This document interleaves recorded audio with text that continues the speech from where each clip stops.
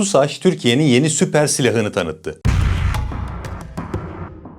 Aslında tanıtmadı, duyurdu. Yani Ayaz Kamikaze İHA.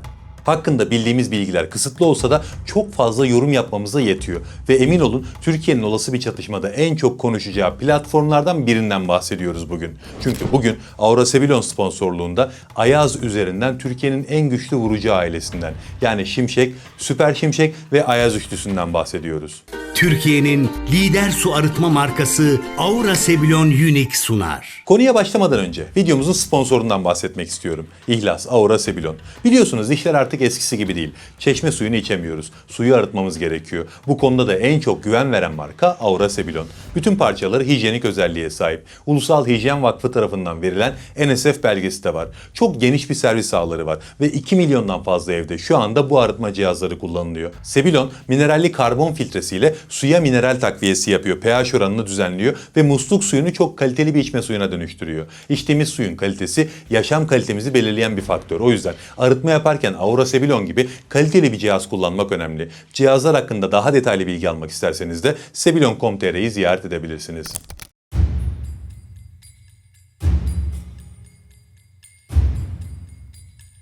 Harp sahaları ciddi anlamda değişiyor ve bu yeni konseptte artık yepyeni bir ihtiyaç var. Hava savunma ağlarını doygunluğa ulaştırabilen, hızlı, alçak irtifalardan uçabilen ve otonom çalışabilen insansız platformlar. Özellikle Rusya-Ukrayna savaşında gördük ki önümüzdeki dönemde askeri çatışmaları şekillendirecek olan şey bu. Türkiye bunun farkında.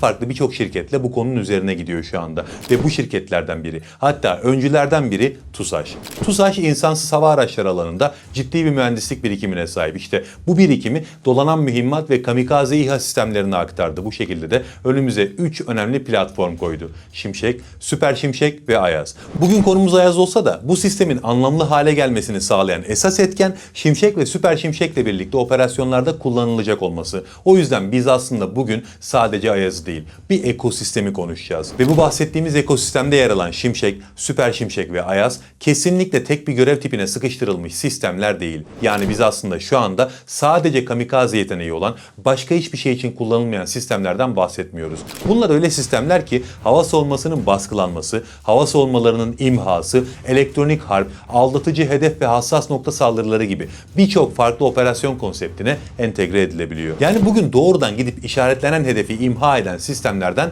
bahsetmiyoruz. Kendini düşman hava savunma radarlarına bir F-35 ya da bir askeri kargo uçağı gibi gösterebilen bu yeteneğe bile sahip olan platformlardan bahsediyoruz. Ve bu konuya en baştan başlamakta fayda var. Yani hikayeyi başlatan sistem sayılabilecek olan Şimşek'ten. Sayılabilecek olan diyorum çünkü Şimşek'ten önce bir de Turna hedef uçak sistemi envantere girmişti. TUSAŞ mühendisleri bu hedef uçaktan edindikleri tecrübelerle bugün konumuz olan Şimşek projesini 2009 yılına başlattılar ve ilk uçuş 2012'de yapıldı. Şimşek uzun yıllar boyunca Türk Silahlı Kuvvetleri'nin kara ve deniz konuşlu hava savunma sistemlerinin atış eğitimlerinde hedef uçak olarak hizmet verdi. Tabii TUSAŞ kendisini sürekli güncelleyen bir şirket. Azerbaycan-Ermenistan arasındaki Karabağ Savaşı ve özellikle Ukrayna çatışmalarında insansız mühimmatların rolünün değiştiğini gördüler. Onun öncesinde bunun zaten farkındalardı. İyice görmüş oldular. Yani aslında bu konudaki çalışmalar bu savaşlardan da öncesinde başlamıştı. Ama bu savaşlarla birlikte hızlandı. 2020'li yılların başlarında bu yüzden Şimşek platformunda köklü değişikliklere gidildi.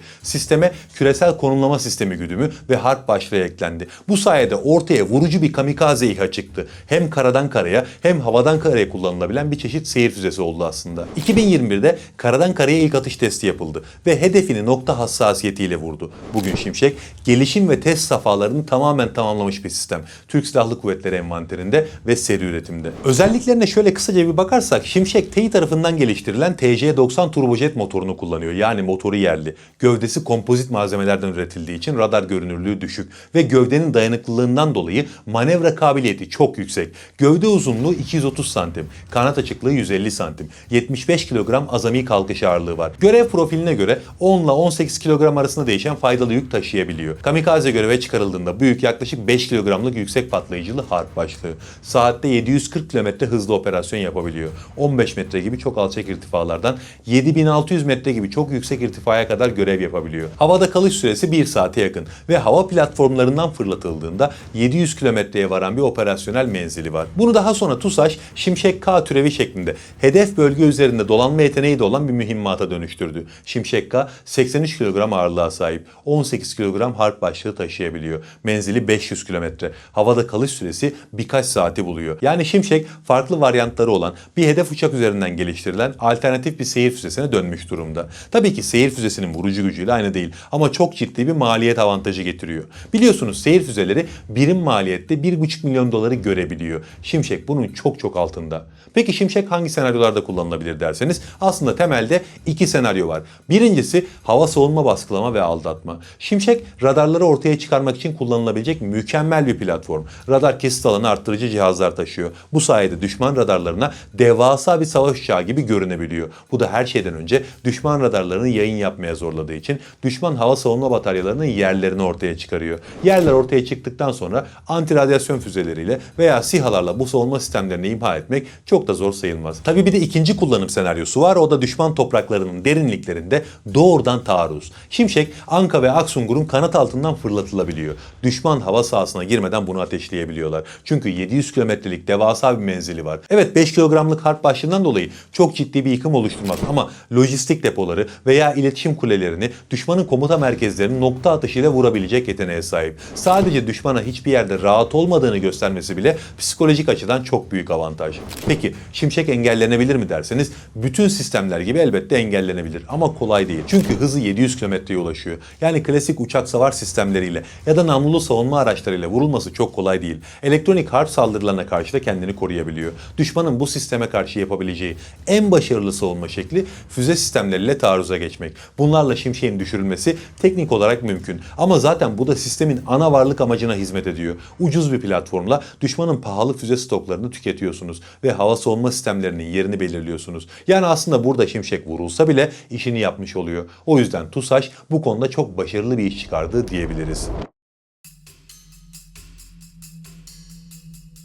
Zaten onlar da bunun farkındalar. O yüzden bu çalışmayı bir tık öteye taşıdılar ve Süper Şimşek ortaya çıktı. Şimşek sahada başarılı olduğunu gösterdi ve aynı zaman içerisinde modern hava savunma sistemlerinin menzilleri de arttı. Bu yüzden Türkiye'ye hızı daha fazla, menzili daha uzun ve daha ağır harp başlığı taşıyabilecek, kısacası daha üst sınıf bir taktik platform gerekli oldu. Zaten TUSAŞ mühendislerinin bu konuda ciddi bir bilgi birikimi vardı ve Süper Şimşek hızlı bir şekilde ortaya çıktı. Bu yıl Mart ayında Türk Hava Kuvvetleri envanterine resmen girdi. Yani şu an sistem Türk Silahlı Kuvvetleri envanterinde ve seri üretim aşamasında. Süper Şimşek özelliklerine baktığımız zaman hafif bir seyir füzesiyle yüksek hızlı bir taktik İHA arasında konumlanıyor.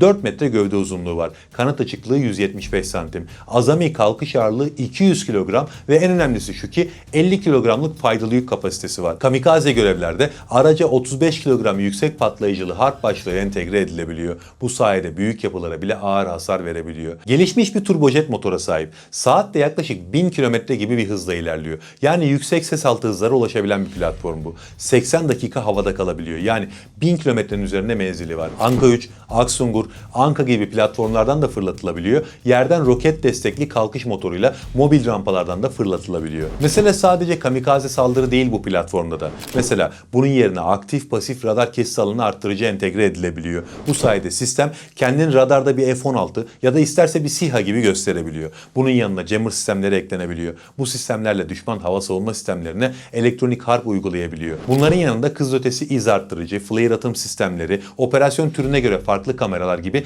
birçok farklı faydalı yük seçeneği var. En güzel yönü de şu ki bir seyir füzesine göre Süper Şimşek bile oldukça uygun fiyatlı. Ama en özel yönü ne derseniz şundan bahsedebiliriz. Süper Şimşek aslında Türk Silahlı Kuvvetleri'nin otonom kanat uçağı ve sadık kanat adamı konseptlerini sahada gerçeğe dönüştürecek olan platform. İnsanlı savaş uçakları veya Anka 3 gibi hayalet SİHA'lar bu Süper Şimşekleri gövde altında taşıyıp düşman hava sahasına girmeden fırlatırlar ve hiçbir riske girmeden birlikte operasyonu tamamlarlar.